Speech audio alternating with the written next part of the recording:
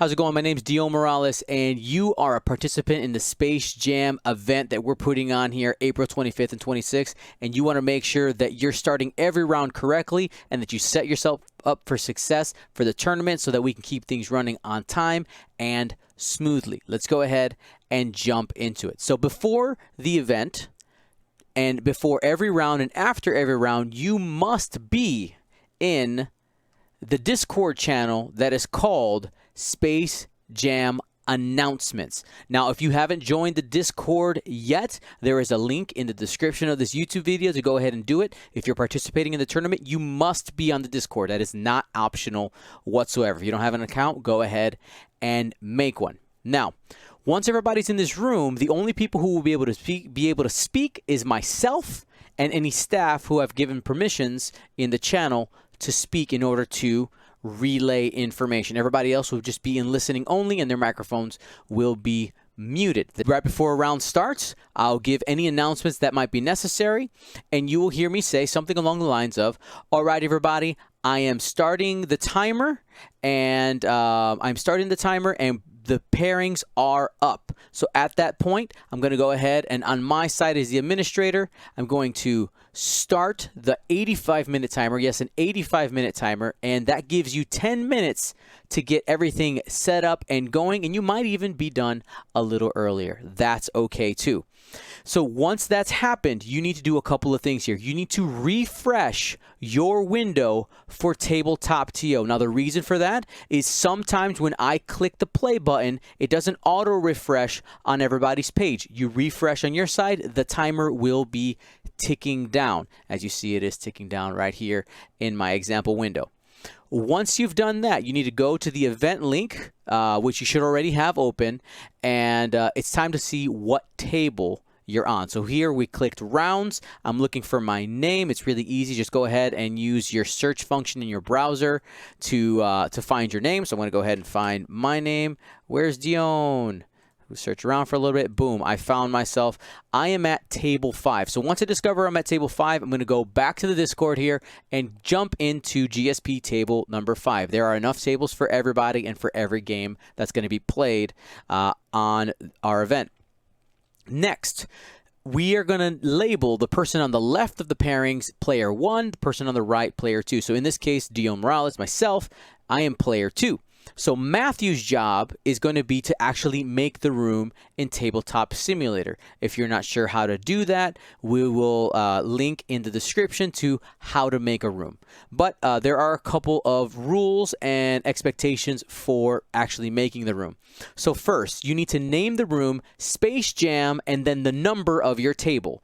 All right, so here's my example right here, Space Jam 54. Do not put a number sign, no hashtags there, just the number. And then the password for the room, yes, you do need to set a password, will be GSP, all capital letters, and then the number 54. This is so that judges can quickly get in and out. It's time to get to the table and actually spawn your squad. So here I already have made my list in yet another squad builder, and I'm going to go ahead and press print/view as text. We're going to go to the TTS option right here and press copy.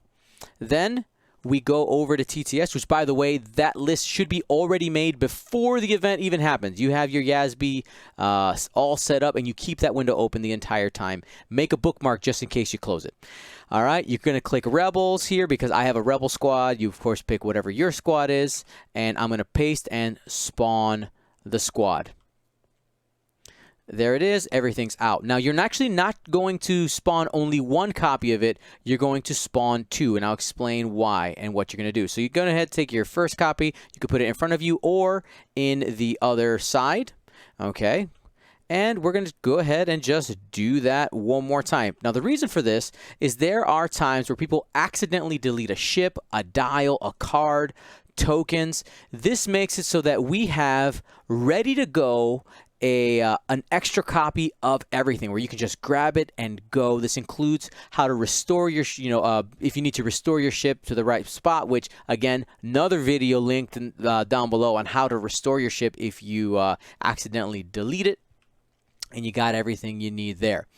Now, if you require color coding, there are some special rules for you. you should have your squad already saved under saved objects that are already color coded. So here is the version of the 5 X-Wings that I've already color coded. You can see it right there. I have orange, blue, red, yellow, and pink. Now there's another video linked in the description down below that shows you how to color code, but this must be saved in your saved objects. Now, warning here, I did talk to the developers of TTS. Normally they don't recommend doing this because updates are constantly coming out. So I spoke to them and they agreed that they're not going to push out any updates for TTS up to 24 hours before the event starts. So we have a 24-hour window before the event starts, before where there's not going to be any updates for a couple days.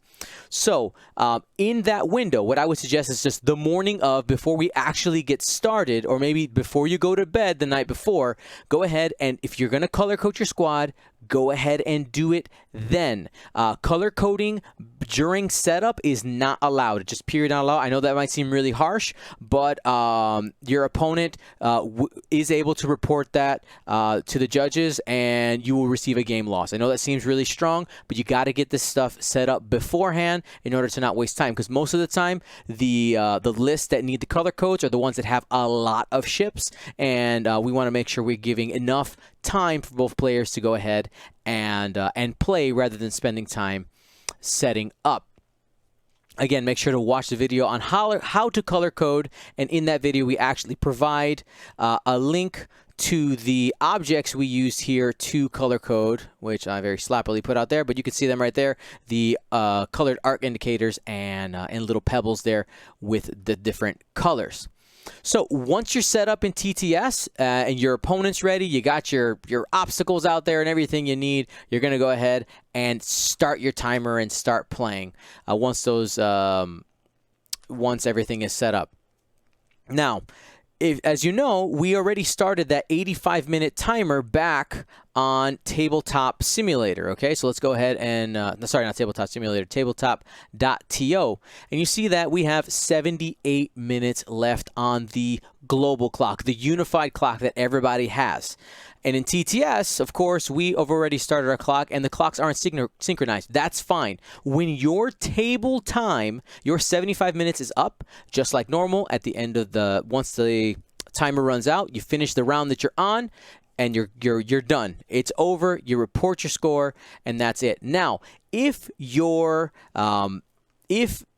timer, let's say you guys start late for whatever reason, if your timer doesn't end before the global timer goes off, as soon as that global timer comes off, your game is done. Finish the round and let's go. We don't have time to do that, and it's very similar to, if you've ever been at a premiere event, you guys know that the global time is the one that matters. If you got to the table late, that is on you, and of course, people being late to a table could be reported to a judge and could result in a game loss if somebody is consistently late, and could be removed from the tournament. Again, this is all in the name of being sure that we're respecting people's time and making sure that we're keeping the event moving. Now, once the game is over, both players need to go over to tabletop.to and enter in the score. All right. So let's say I got, it was a 200-0 win for me. So I say, all right, Matthew lost. He destroyed 0 of my points. It automatically pops up the win there, and I got 200 points. And I save. Now, because this is the administrative side, this is not actually popping up, but it will say that the opponent needs to confirm, okay? Now, if you and your opponent enter a score and confirm it, it is locked in. It cannot be changed, all right? So please make sure that you confirm it. Now, let me correct myself here a little bit. It can be changed. I will not be changing and going back scores. Make sure that you do it correctly. We need to make sure that we're staying on time and that we are being accurate. Again, entered and confirmed scores will not be changed, so make sure that you enter the accurate score. So that is basically in a nutshell what will happen every single round. And if you follow those rules and you follow the instructions, we're going to have a great time, and we're going to keep things moving and make sure that everybody enjoys their Space Jam experience. If you have any questions, please email me at goldsquadronpodcast@gmail.com, and I look forward to seeing you guys all play and see who becomes the Space Jam champion here very soon.